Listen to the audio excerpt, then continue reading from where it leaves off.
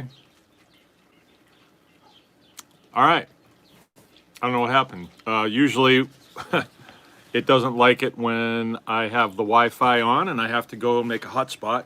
But this time I had it on hotspot and it wanted me to put the Wi-Fi on. So here we are. Wednesday night, I'm just getting out of the pool and came up from the field. I was raking hay and very hot out today. Very hot and dry. And I had to go up to Napa today to get some parts. And up in Lake City, it was torrential rains, so that's just 15 minutes north of me. And here we just got a little sprinkle, which was too bad. But, for making hay, I really don't want it to get all soaked anyway, so it'll be okay. It always works out. I mean, you always have this feeling that, it's not going to work this year. For instance,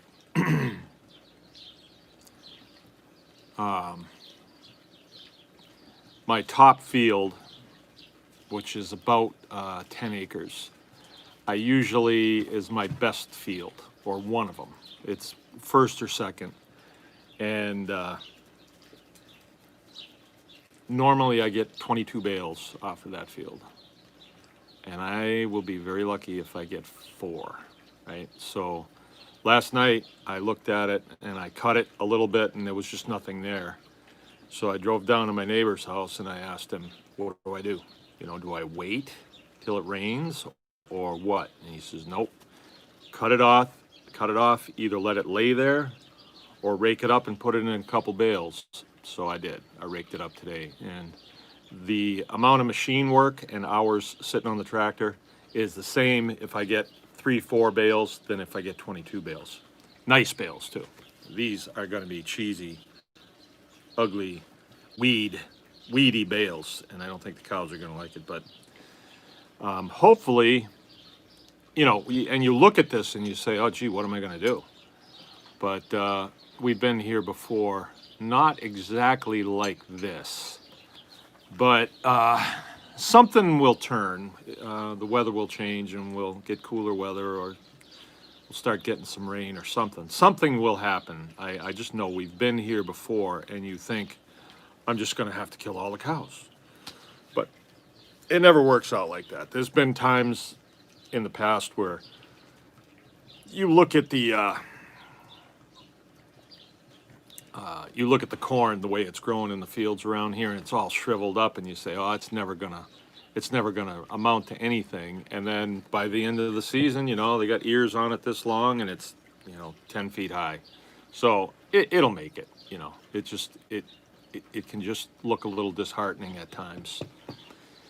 That's the way it goes. So I'm not getting worried about it at all, because if I had to go to plan B, there's a possibility I would just buy some hay if somebody had some that that I could buy. And then I can always, the cows can go in the freezer. They don't have to be here all winter long.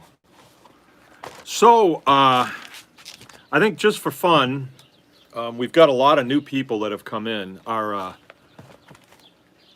tribe page now is over 900 people. And I honestly looked at it today for the first time in a while, and it's because a notification came up. So I went there and I started going through some of the stuff that has been posted on there, and pretty neat, pretty impressive how well people are sharing what they're doing, and then other people are coming to others' rescues when they have problems. So I'm impressed with that. I'm glad we started that, and I think it's gonna go far. So the Wednesday night is our Anyone Can Farm question and answer, and this one goes way back. This one Wednesday night goes way back, and it started out Jill and I, and there'd be like 4 people, but we figured it's better to answer the questions to more than just one person, and we were getting a barrage of phone calls and people stopping in and text messages about how to do stuff, and I felt like I was answering the same questions over and over, and I don't mind doing it, but I thought there was a better way to do it. So a friend of ours suggested that we did this, And it kind of led to, was the tribe first or was the Wednesday night show first? I don't remember. Wednesday night show. The Wednesday night show was first. Okay, and then it led to the tribe. So who knows where we're going, right? Who knows where we're going? Anyone can farm. Let me explain that. Because I use that a lot, and it's sort of a tagline that we've been using for quite a few years now. Yeah, 6 or 7 years. Anyone can farm is a takeoff on the movie Ratatouille. If you haven't seen it, it's a cartoon, and in the cartoon, there's the spirit of a chef in this restaurant, and he's passed away, but he was a great big fat jolly guy, and his attitude was anyone can cook, right? And the guy that takes over the restaurant, he's this short, mean little guy, and he's trying to corner the market. He's trying to make it so, no, we're the best, and we don't tell anybody else what's going on. So that's the gist of the movie. But then something happens. There's a rat that lives in the kitchen, and he's not into being a rat. He's into cooking. And so he's doing he's cooking and stuff after hours, and a dishwasher catches him. And the dishwasher, befriends him through a chain of events, and the dishwasher winds up being the hands, and the rat stands on his hat, on his head, under his hat, and pulls his hair and, operates him to cook things, and he becomes this really good chef. And he rises from dishwasher to the head guy. And so it was sort of the same scenario when we had problems with Department of Ag and Department of Natural Resources. They were trying to say that leave farming to the professionals, right? Leave it to the professionals. You guys can't really farm safely because you don't know what we know. We've gone to college, right? And we didn't find that to be accurate in any way, shape, or form, because most of those weaners do not farm, and they know very little about it. They know a lot about the rules and stuff, and how to sway opinion, and how to manipulate the market and stuff. They're real good at that, but as far as knowing how to farm, they don't. And we just feel as though you don't need them. You don't need them telling you what to do. You certainly legally do not have to go through them. And from what I have seen, they seem to take people in the wrong direction every time, because they slide you in the same stream as industrial agriculture, and you can't compete in that market. And this is evident here in Michigan. I mean, it is so obvious to anybody that wants to look. Department of Ag should be called the Department of Anti-Ag. It's 1984 all over again, right? It's deja vu all over again, right? So anyone can farm was born, and it was sort of tongue-in-cheek, but it stuck, and it means the same thing. Anyone can farm. Not what they would have you believe. You don't have to have huge loans. You don't have to have huge debt. You don't have to have a massive piece of property. You don't have to live a certain place. You can, like I've said, you can farm, in pots, in 5-gallon buckets, in all kinds of ways. You can do it. We have people that come here and utilize our farm. So they will come here, and we will shoot a pig for them, and then they will do the butchering on it. They're farming. They're providing food for themselves and their family. That's how farming is defined. I mean, you don't have to have the whole thing. You can do bits and pieces of it and fill it in. And a lot of our classes are designed to give people that little nudge that they need. Some people, our society is one that, like, I even thought this when I was talking with my friend out in Montana, I mentioned him last night. I said, oh, because he had mentioned that he had gone to university. And I said, oh, would you take agricultural classes? And he says, no. I was actually going to be a pastor, but that didn't work out. So, well, how'd you learn how to farm? My dad. And he was real good at it too. And then he passed it on to his kids, passed on a lot to me and other guys in the neighborhood. So that's what this is. That's what anyone can farm is. So a lot of times on, and I'll put a title on something, I'll say anyone can farm. And that's what that's about. Every now and then I feel as though I need to explain that because people do ask, what is this anyone can farm thing? So that's what that is. You got a little Obi out there needs to chase cars. But I have my blank pistol right here. I just wasn't ready for him that time. So Wednesday night is in line with that. We will dedicate a little bit of time to answer questions, no matter whether they're basic questions or, every place, because people aren't getting in on this at the same place that we're at, and we're not where they are. So it really is the I guess it is our duty to pass this information on, right? Because this is very important information. You never want to have, say, an organization like the Department of Agriculture to have too much control. You don't want them to really have any control. They're a department. They're a non-person.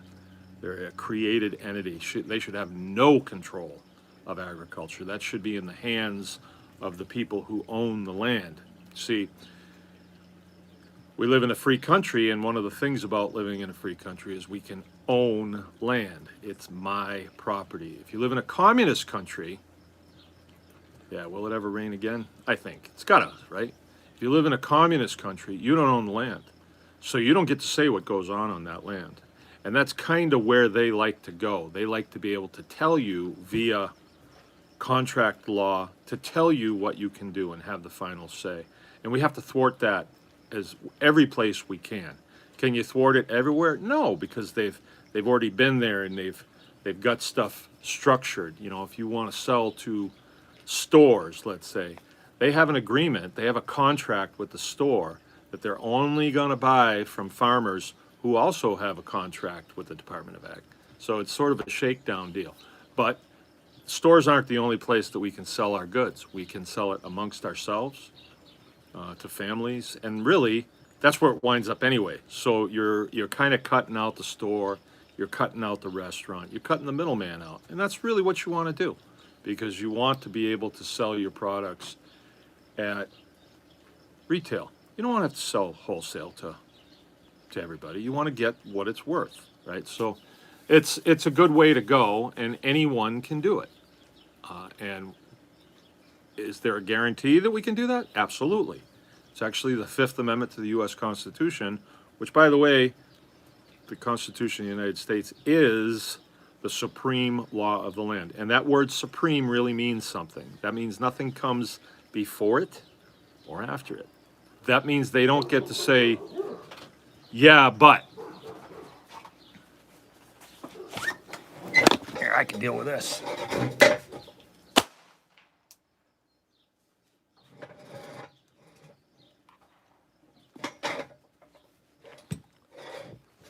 Need to get their attention a little bit.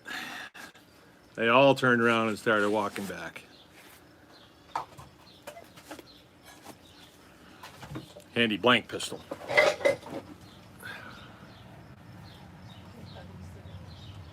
What? Who is it? Just go ahead. You're online. Yeah.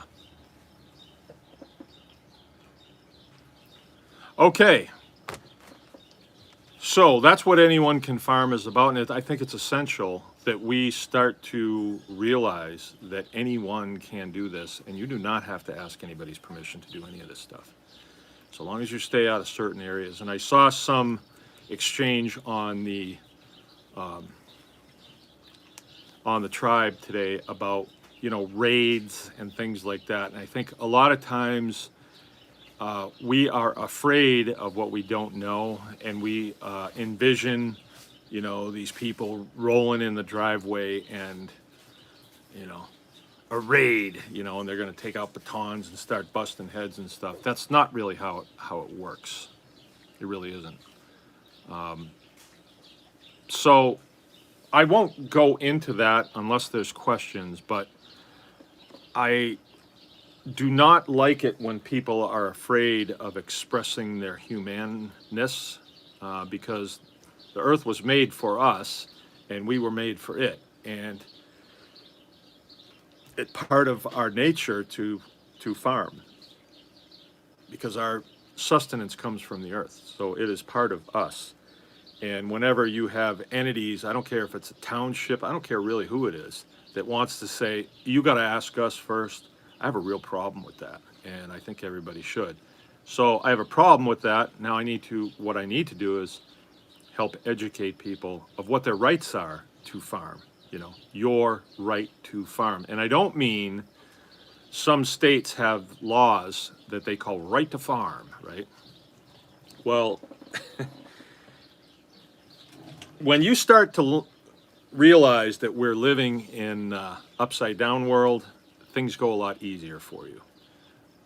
Right to farm doesn't actually give you the right to farm. It gives the mega farms the right to pollute. That's what it gives. But, if you have a neighbor or something that pitches a complaint against something that you're doing, you'll have them down on you like pretty quick, townships and stuff like that.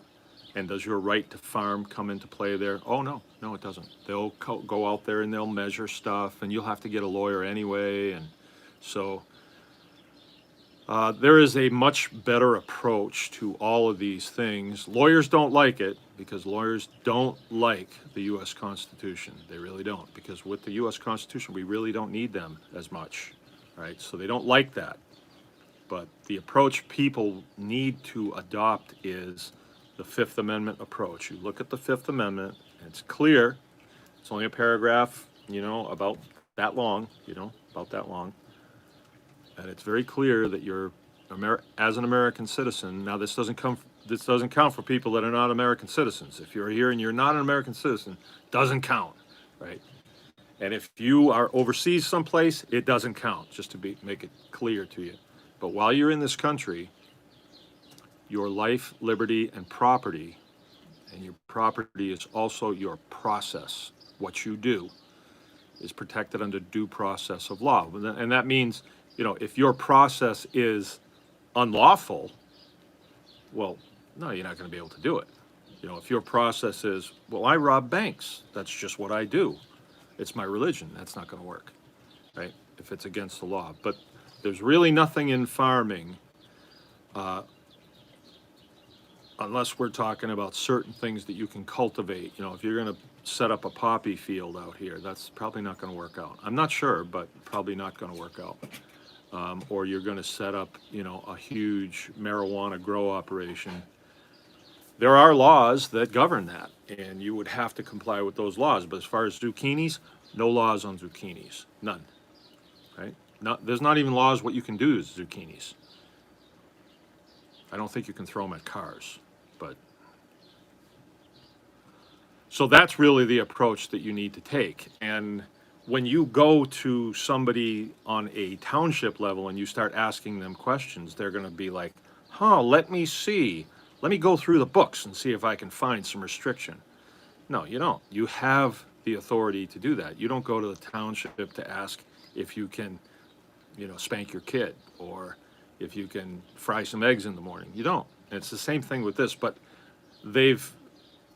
what they do is they feed into the community these stories, and people think that they know just enough about it to just prick a little bit of fear in their mind, and then they fill in the blanks. And it's a shame, really, but it's definitely on purpose, because like I said, Department of Agriculture is really in place to sway the market. So if every one of us was farming a little bit on the side, feeding our own families, guess who loses out? Industrial agriculture. Who do you think makes all the donations to the university's agricultural program? Industrial agriculture.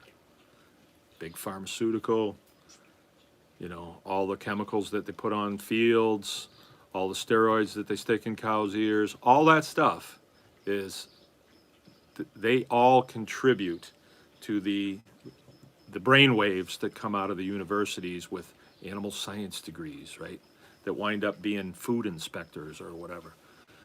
And, you know, I hate to be negative like this, but that's just the way it is. And you need to separate from that. You need to play on your own field. Like last night we were talking about, if you don't like 3 strikes, you're out on this baseball field with the umpire and everything, set up your own baseball field. Play the way you want to play. You can do that. And that's what Anyone Can Farm is about. We're not saying you guys got to change your rules, you university wonks. You don't have to change your rules. You can, but we're not going to play by them. And you can't make us. You know why you can't make us? Because of this U.S. Constitution right here. And you're not going to get past that. I know you'd like to. I know you would, because those types of people really have a problem with the U.S. Constitution. But you see where you would be without that Constitution? They would wipe small farms, family farms, homesteads. They would wipe you out in a hurry if they could. But they can't. So they use misinformation to scare you. Actually, some of the films that come out, I know people had very good intentions when they made the films. I'll just use like Food Incorporated. I don't know who made that, but they showed in that film actually policemen with weapons drawn, you know, for somebody who was milking cows, you know. I mean, they showed that. So that scares people. Their intentions were good, but it worked in reverse. And I think that's what we need to do. I mean, what happened to me and my family, when the story was told, everybody's like, ooh, geez, I don't want that to happen to me. And so everybody recoiled. But I did kind of a disservice. I mean, we had to win, so I had to sway public opinion, but it scared a lot of people. So now is the makeup, and it's to like, hey, these people that tried to find me all this money, they got nothing. They don't really have what they said. It was just idle threats. A little bit more than idle threats, but they were just threats. They didn't have the authority to take the money that they said they wanted to take from me because I wouldn't get rid of my pigs. If they did, they would have. If what I was doing was illegal, they would have cuffed and stuffed me. That's just the way it is. But it wasn't, and so they use coercion to get their way. They want to get their way. Everybody wants to get their way. I want to get my way. But as an American citizen, I am going to get right up close to the fence with that Constitution, and that's a good place to be. That's a real good place to be. I know in other countries, you do not have that. You cannot speak like I am speaking right now. The things that I have said tonight, thus far, would really irritate some people. If I did this in Bolivia, they'd be picking me up during the night, right? But here, no, I can do this. You know why? The First Amendment to the U.S. Constitution says that I have the right to free speech. I can say whatever I want. Donald Trump has orange hair, right? I can say whatever I want. Barack Obama has big ears, right? Oh, puppies. Okay, so that's Anyone Can Farm, and we feel strongly about that. And wow, I've burned up 24 minutes. How about that? All right, I am ready, willing, and able to take questions. I have Jill right here on the laptop, ready to go. Is Lone Star with us? Haven't seen Lone Star. Crying shame. All right. Maybe you can answer these kind of quickly since you talked Okay. so much about this. But Yeah. it's late. So, explain, this is James Zumwalt, explain the Fifth Amendment, how the property process substitution works. And then Cody followed up, does the Constitution override zoning? Absolutely. what was the first one? Explain the Fifth Amendment, how the property process substitution works. Property process substitution. That's not part of the Fifth Amendment. I don't know. So I can't explain that. I've read that amendment 20 times, but I've never seen those words in there, so I can't help you there. Well, how about how the Fifth Amendment, did you, Yeah, the Fifth Amendment is it's a few things, actually. Under the Fifth Amendment, you cannot be compelled to give testimony against yourself, right? So, when somebody shows up and they say, did you do this? You can take the fifth, and that is, you can't compel me to give information against myself. I'm not telling you. I'll take the fifth, right? That's part of the Fifth Amendment. Another part of the Fifth Amendment has to do with your life, right? They can't take your life until they've exercised due process of law, right? Your liberty, same thing, and your property. Your life, liberty, and property are protected under the due process of law. And the words matter. I mean, law can't be substituted for regulation. And what regulators have to do is when they come up with a regulation, like in town, they like to do regulations, right? Zoning, they love it. They love to do regulations. And they start drawing lines. Well, you know, Aunt B says, well, my house is over here, so I want the line to go this way because I don't want a pig farm near me, right? Or I don't want the possibility of a pig farm. So they start drawing lines, and they call it zoning ordinances. But let me tell you something. They work contract law into this deal too. When you move into a township, let's say, they're going to say, oh, well, here's the zoning ordinances. And you say, well, okay. And you start living in that town, you buy a house in that town. In some ways, they make the argument that you agreed to that. But unless you've got something with my signature on it that I agreed to it, I didn't agree to it. I didn't agree to it. So then they come out with arbitrary things like, well, you can't farm here. And so then you have a couple chickens or something and say, you can't farm here. And what you could say, well, I'm not farming. Well, chickens are farmed. So it winds up being this, they're splitting hairs and there's all this semantics. And then they'll say, okay, well, you can have 2 horses or 2 cows, but no pigs, you know, and they just come up with these arbitrary things. If they could enforce you can't because we say so, if they could enforce that, then they would. They wouldn't have to give at all. But the reality is, you as the person who owns that property, private property, your process on that property is protected under due process of law, right? And they don't have law. Townships don't make law. The legislature, you know, the House and the Senate, and then the executive branch, the governor. And all 3 of those have to agree and until it's signed into a law. We're a land of laws, right? So if I go from one county to another, you know, the town council can't decide, oh, well, you need to be 19 years old to drive a car in this county. So if you drive through there, we're going to, you know, they can try, and they routinely do. They do with their zoning. But I'll give you a good example. The zoning board in Dalton Township. This was great. This was Hidden Creek Farm. Found out that they had a small farm operation because a neighbor complained.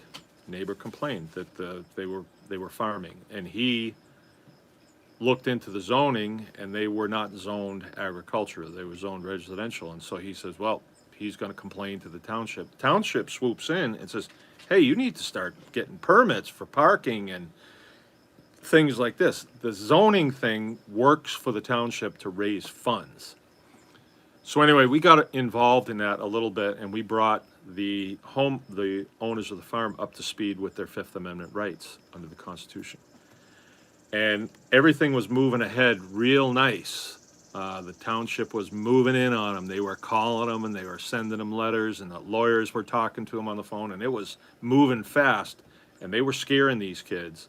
But then all of a sudden, they started talking Fifth Amendment to the U.S. Constitution, and the township was like, "Yeah, we were hoping you weren't going to bring that up," because they have no way of combating that. That is the supreme law of the land. Nothing comes before or after. That's what the word supreme means. So the township's saying, well, yeah, you can farm, but no, you don't get to say but. They don't get to say but. The township is there to handle a few financial things and, some things. But all of this regulation that they put forward is bogus, is absolutely bogus. So when you blow them off, you'll hear people say, "Oh yeah, they shut me down." What do you mean they shut you down? They come there with cops, and did they put locks on things and stuff? No, worse than that. I got a phone call. And they said you have to stop. So they shut you. So you're going to comply with them, huh? Yeah, we better. Township, I don't want to get in trouble. I suppose you always looked for a hall pass when you wanted to go to the bathroom when you were in high school, too. They don't have the authority to do that. That's not what our country is, right? That is not what our country is. You have the right to do things that are legal. You don't have to go and ask to do something that's legal.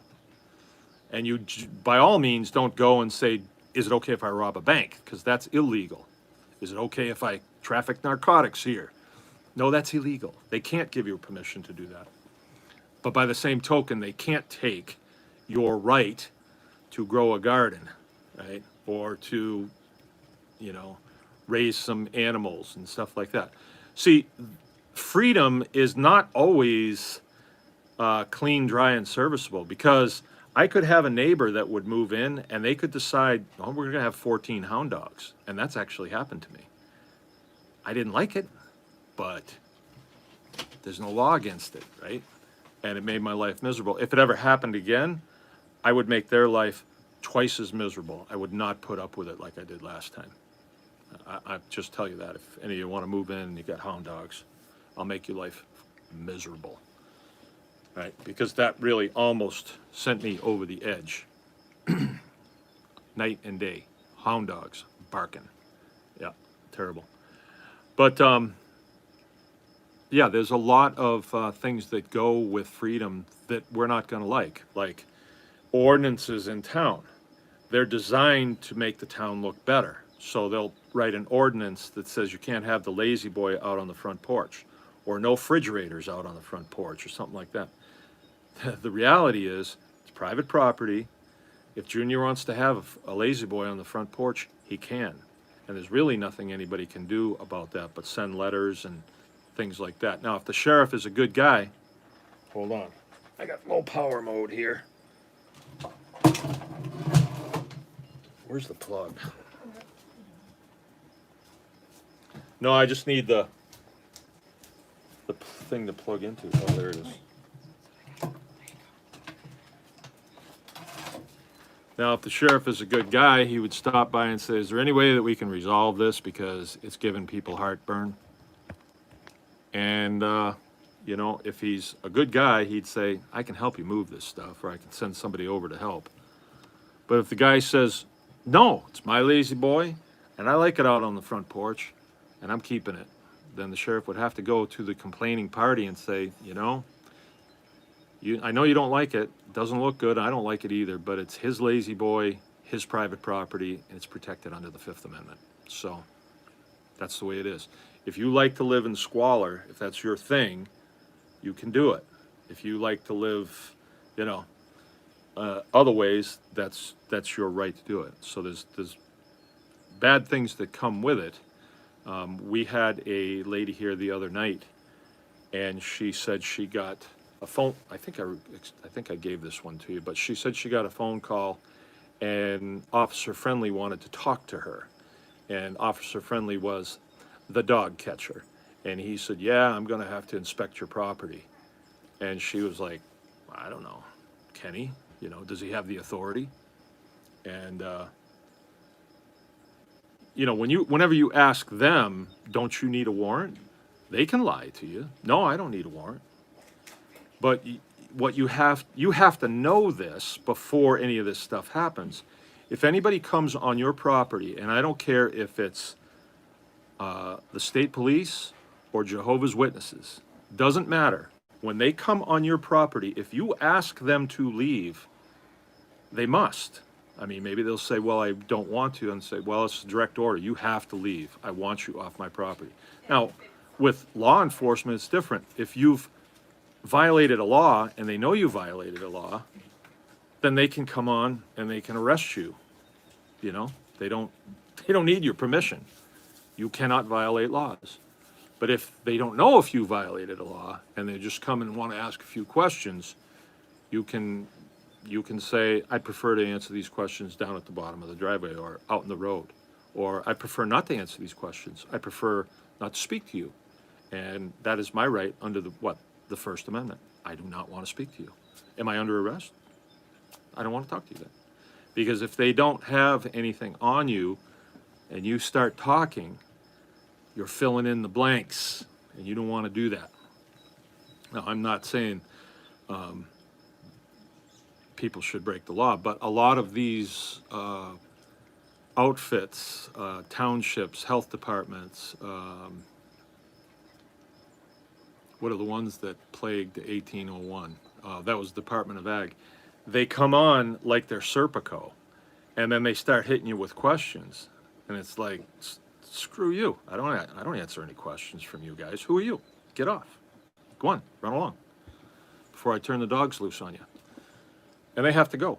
And that's it. They don't have authority. That's the thing about the United States is private property is yours, and you get to say who comes on and who does not.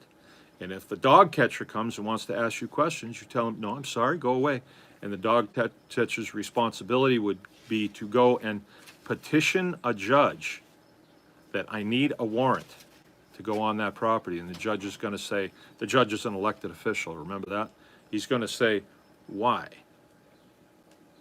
Well, I think there's something going on there that I need to look at. I don't think they're putting water in the dog's dishes. Got news for you, Junior, that's not illegal. It's not nice, but it's not illegal. And a judge would say, I don't think so. I really like this job. I got house payments. I want to be reelected. No. Right? So warrants are usually issued when there is a clear indication, there's reasonable suspicion that a law has been broken, and nothing in this has anything to do with that. And you might be saying, what about cruelty to animals? Yeah, what about it? All right, so I guess that's what I know about that. I'm not advocating cruelty to animals, but that's a very nebulous thing. Like, we slaughter animals here, so we take their lives. Some people could say that that's cruel. So I'm not sure what where the dividing line on that is, but when you're in these processes, you have to be prepared to know how to deal with things. And when you get people coming up the driveway on fishing expeditions where they want to ask questions, do not tolerate that at all. One of the things that you should be very good at is saying, I'll consider answering your questions, but you have to email them to me, all right? And I'll forward it to my attorney, and we'll check it out. Because is it proper for these departmental people to be asking questions like that when you have not, when you are not in any kind of contract with them? Like the 1801 farm, they had people showing up there from the Department of Ag. They don't have any licenses. They don't have any contract with that organization. So why should they answer their questions? Why should they talk to them? Run along. And that's what they did. They told them to run along. They ran along. Okay, next.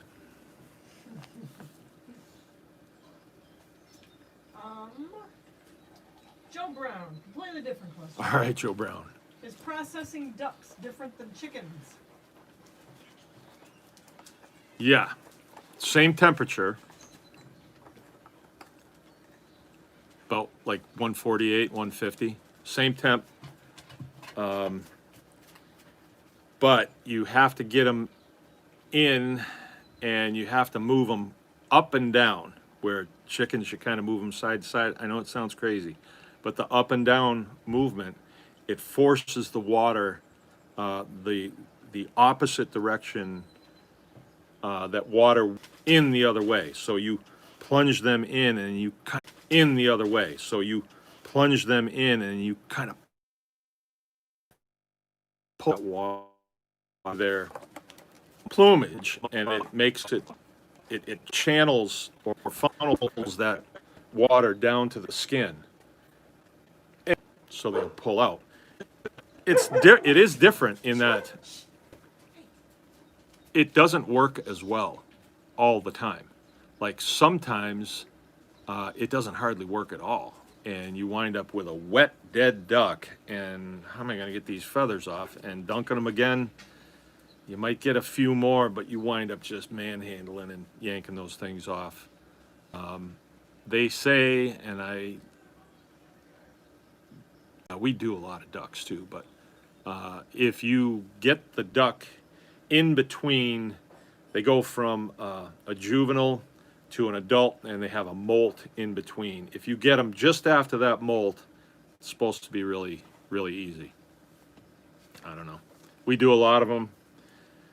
When they show up here, we do them, but we do charge more. I think we charge $6 per duck, and chickens we charge $4. So it's definitely harder, and we always tell people we'll do the best we can, but most people know that it's a hard thing, and I can't allow one of my workers or myself to spend 20 minutes on a duck. It's got to be quicker than that. So we'll give it a good 6 minutes, but after that, it's like we did the best we could. Sometimes they look really good, but sometimes they'll still have a few feathers on them. You just can't get them. And then we usually tell people that, hey, when you cook these, when it goes in the oven, it'll, the feathers will just burn right off, so you won't have much to deal with. So that's that. Oh, I thought you were bringing me something.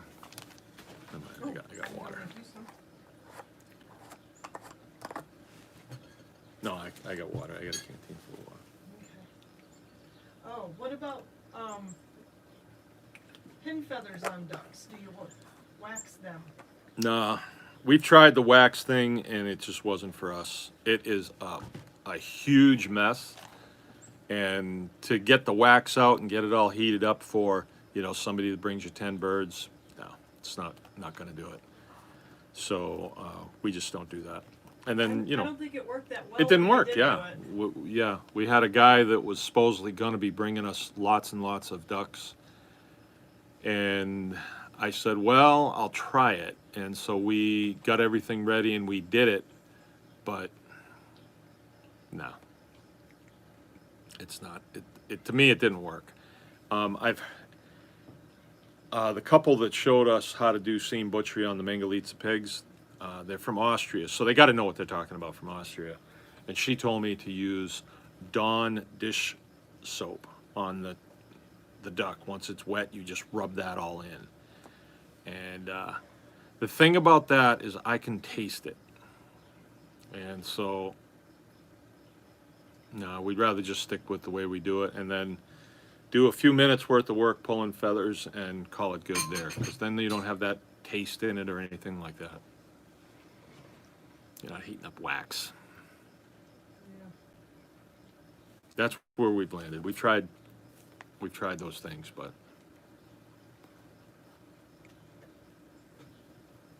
All right. Next one. And then we need some more questions. yeah, we need some more questions. Come on, you guys. Or we'll just be done with them. Yeah.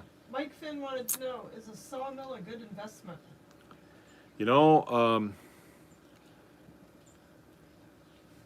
I would say yes if you've got if you've got timber on your land, or even not, you know, if you can buy timber in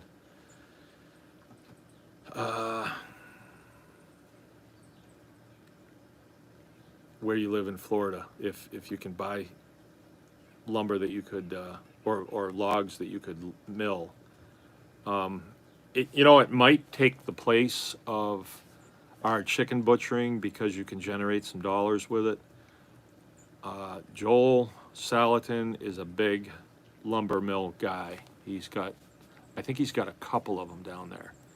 And they put the kids to work milling logs. But he's got like 500 acres, so he can cut right off his own property. And then they build all kinds of stuff. So, I mean, I even planned to do that when I came here, but that just really didn't work out. So, but I would say, yeah, because I use a lot of lumber, and I think that if you had it, you would probably use even more. My father-in-law does it, and he's heavily into it, or used to be, but he's got a kiln that he can dry stuff, and he's sawed so much wood, it's unbelievable. And I think he'd agree that your best customer is yourself. It's yourself, yeah. Yeah. You can make some doing it for other people, but just being able to do it for yourself. Yeah. Yep. I couldn't exactly read that. That writing was even smaller. Oh, that's conversation going in. Next question. Did Kirk Wilson wanted to know, did you get the birds processed that were struggling with some heat?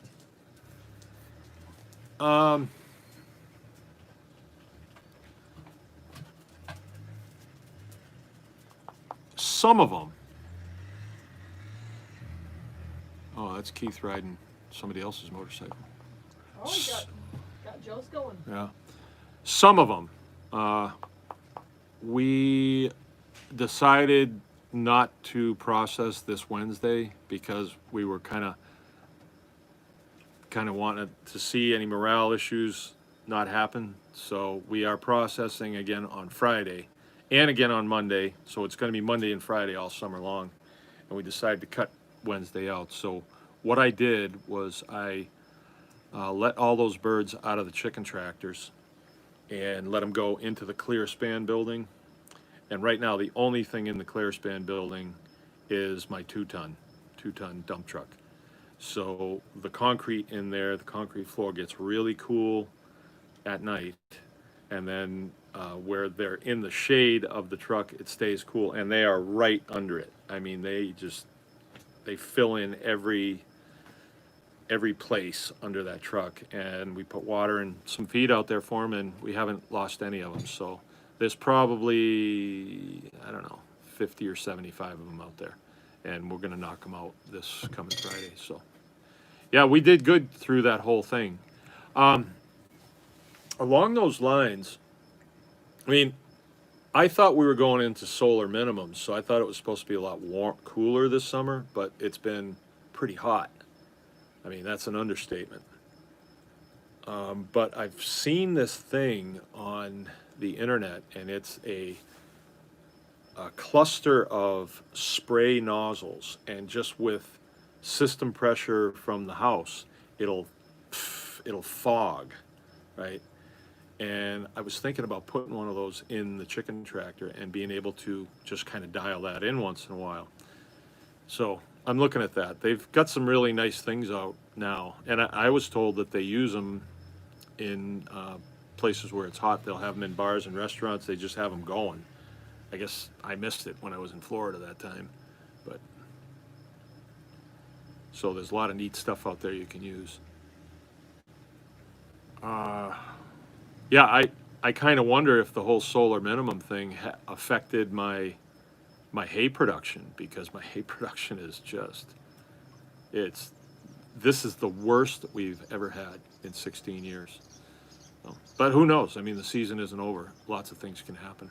So we'll see. I can take questions for Jill too. Look at that. All right. Thanks, Tatum. doesn't, Glad you're so back with us. Cody B, he's, cause they're talking with, Make Everyday Matter on here. Has got a situation going on over some pigs and local government. So doesn't law override ordinance on private property?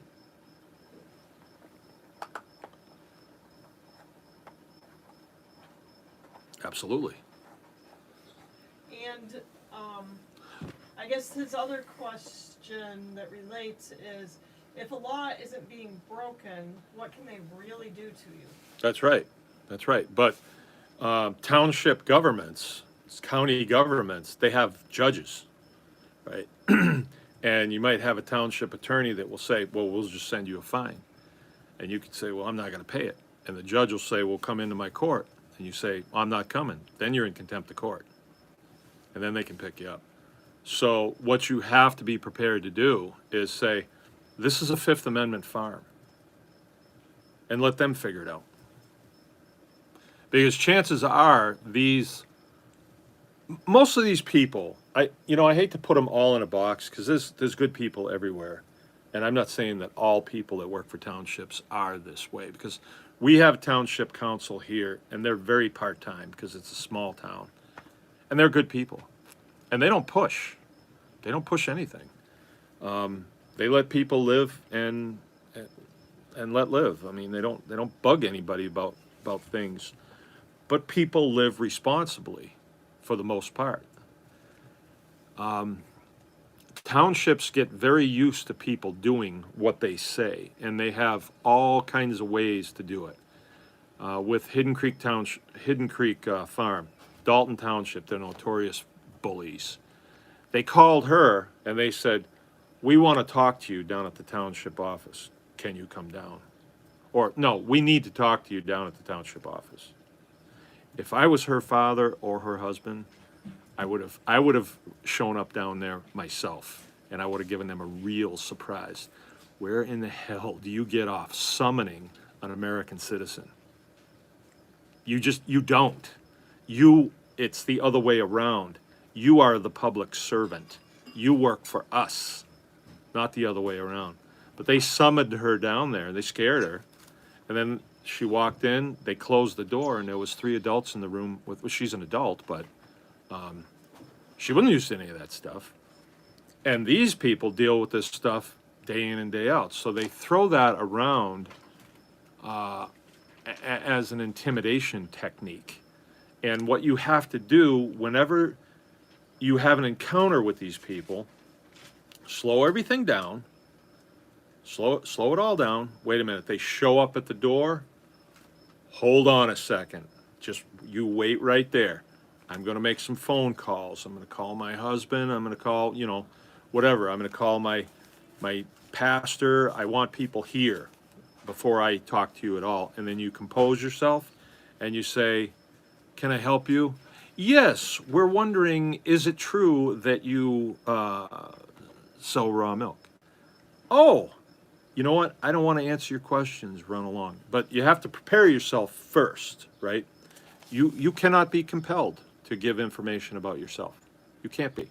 And a lot of times what these weenies are doing, they have plenty of time to sit at their desks and look at Facebook.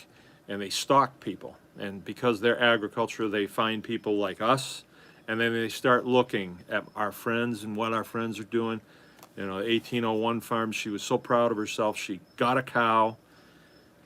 Cow had a calf. She milked it for the first time. I mean, it kind of breaks my heart as an American GI, somebody that swore an oath to protect and defend the constitutional rights of the people of this country. And I'm mean, I'm just mean. And I hate bullies. But then when you have a Department of Agriculture decides that they're going to go to her house, bang on the door, knock on the door. Okay, knock on the door, I'll give them that. In their little official black car with the logo on the side, and start asking questions because she posted pictures of 3 gallons of milk that she was so proud of, right? She was so proud of that.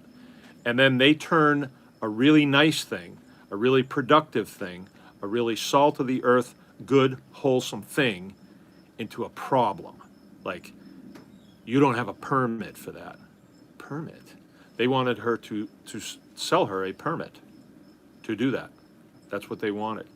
And luckily, she made a phone call and people set her straight, like, don't talk to those jerks. And she just emailed them, said, I'm not going to talk to you. It's just none of your business. I don't want a permit. I don't want nothing. Leave me alone. And they do. But they also monitor this too, and we talked about it. We made a video about it. So they got that. Like,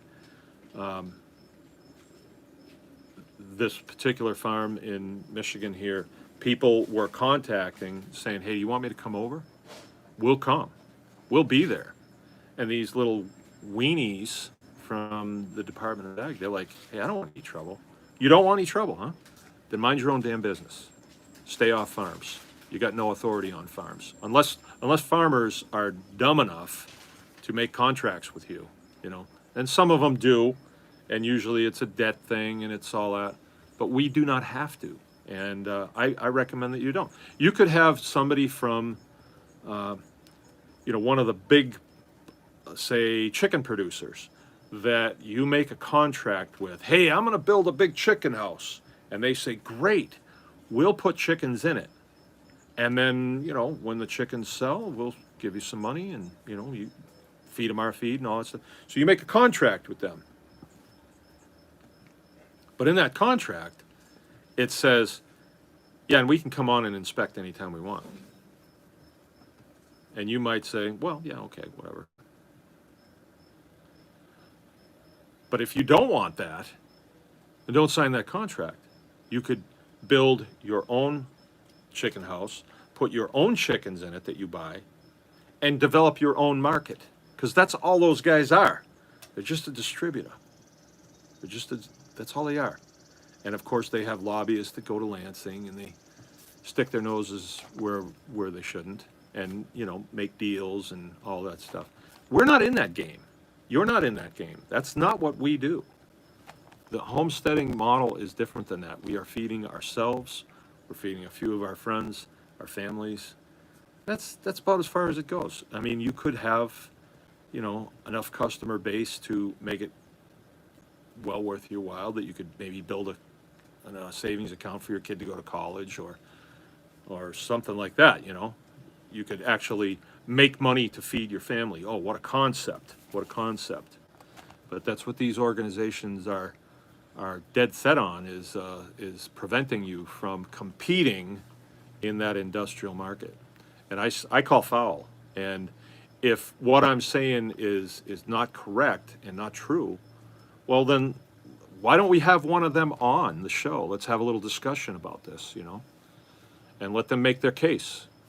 But I don't know. They never confront me directly. They're actually quite communist. What they will do is they will go and they will attack my customers. So when we prevailed in our court case against the state, what they did was they went and threatened my customers. That's how they do it. Restaurants and retail stores. And their heads are spinning because they're working, ungodly hours 7 days a week. And now they have to deal with some food person coming in there from the state. They just, okay, I'm not going to buy from them. They haven't got the time to fool with it. So that was their strategy to dry up my money coming in to feed my family. That's how they work. And if you don't think that they're not brutal, they will do anything. They will do anything because they're highly motivated. And you should be too, because this is your country and your Fifth Amendment rights, they belong to you. They belong to you, and they were purchased with the blood of American servicemen. And you might not think so. A lot of my lib friends, they just can't wrap their head around that. They think, oh, we're just fighting for oil and all this stuff. And they have no idea what they're saying. I'll put it to you this way. A lot of my lib friends, hippie friends, don't like it when the Blue Angels come here and fly during the Cherry Festival. And I put it to them this way. Would you rather have the U.S. Navy flying up there or the Chinese Navy? Because if the U.S. Navy wasn't as strong as it is, I can bet you the Chinese would be flying in our airspace. I can bet you. Or somebody else, some other country. Don't even bring up Russia. Russia is not all it's cracked up to be. And Chinese aren't either, especially Chinese aviation. It's just kind of a joke, but a strong military is important to secure the homeland. Without it, we would be invaded in a hot minute because we have so much good stuff here and pretty women. Finn the dog's got a question for you. Yes, Finster. About to move a sow and boar to an area till fall that has no shade. It does have a big wallow that's always full and about a foot deep. Can they do without the shade? So long as there's mud in there, they'll be okay. But what, couldn't you park something in there? Put a wagon in there or something, give them something to get out of the sun. You know, I would think you could think of something to put in there. I would. I mean, I think they'll make it, but I don't think it'd be a bad idea to give them a little comfort. But you got to be careful parking vehicles in there because they'll tear the brake lines off and wiring harnesses and everything else if they can get it. So, hay wagon's a good thing. I've done that before. How's that? That's it. That's it. That's it for questions for tonight. That was a pretty quick Q&A. I think it's hot, and I think people are doing things because the numbers are a little bit down. But appreciate everybody coming by. If you would give us a like, a thumbs up, and share the page if you could. I don't think we quite fit in with the YouTube thing. So in order to make this spread, I think we have to do it manually. I don't think they're going to suggest this to people because I am a little hard on some of these communist ideas and things like that. They don't like that. But anyway, I appreciate everybody coming by. We'll pick it up tomorrow night on. I think if we bear down again on the homestead economy, I think we can discuss some other things on there. If not, something else will come up. I kind of finished where my notes ended, but I didn't try to add on to them last couple days because I've been just busy. Been real busy with cutting hay. But we'll think of something. Please come by tomorrow night, 8 o'clock. Remember, anyone can farm. Good night.